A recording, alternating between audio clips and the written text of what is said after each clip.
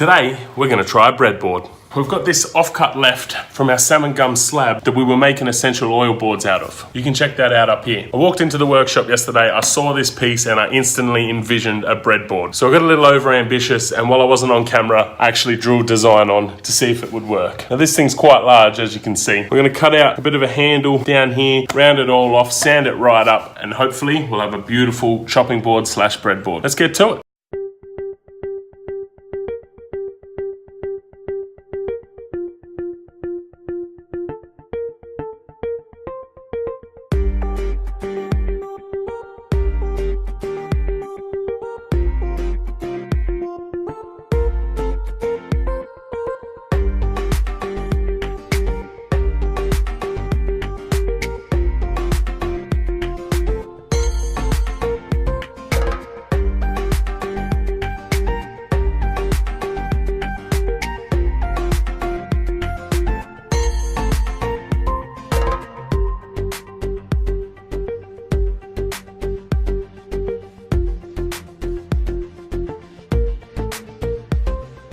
So I forgot to charge my router batteries. While we're waiting for them to boost up, we're gonna try and fill some of the voids in this board with a little bit of epoxy. Now I could just use regular epoxy and we'd have to wait 24 hours for it to cure. You all know how impatient I am, so I'm actually gonna mix up some pigment into some 5-minute epoxy and give that a go. Also guys, if you haven't subscribed to the channel, now would be a fantastic time to do that. All you have to do is head over to our page, J&D Creations, hit the subscribe button at the top of the page and ring that little bell icon. That'll ensure you get notifications for every video we drop, and we've got them coming out every Friday. Now let's get cracking on this project.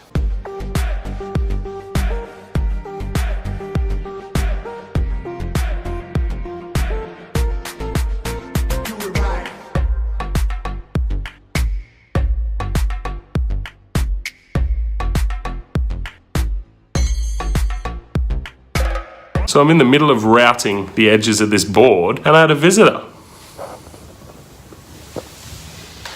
This old chap just strolled straight into the workshop. So we've just called our owner and they're on their way. But for now, we're just gonna hang out for a little while and then we'll get back to the job.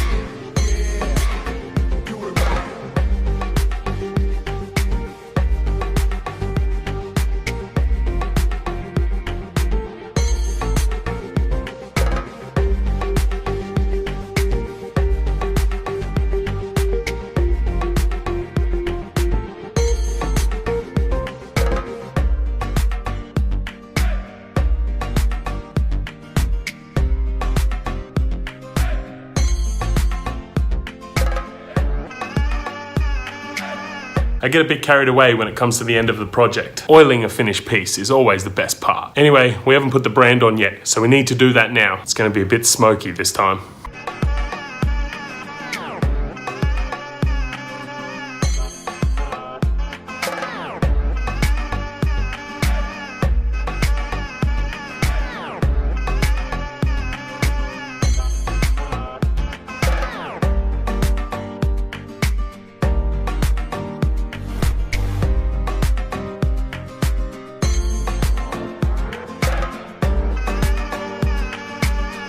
And there you have it.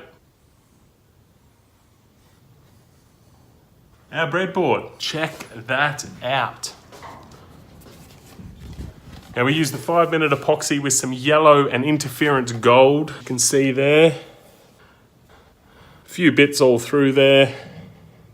which really worked quite well. Very fast set time, so I didn't have to wait 24 hours, which was fantastic. There's the back of the board there. We didn't fill any of the voids on the bottom here with epoxy. It's obviously going to be face down anyway. It's the first time I've ever cut a handle like this or done a breadboard of this type before. First time I've done a breadboard of any type, actually. This handle is absolutely necessary because this thing weighs a ton.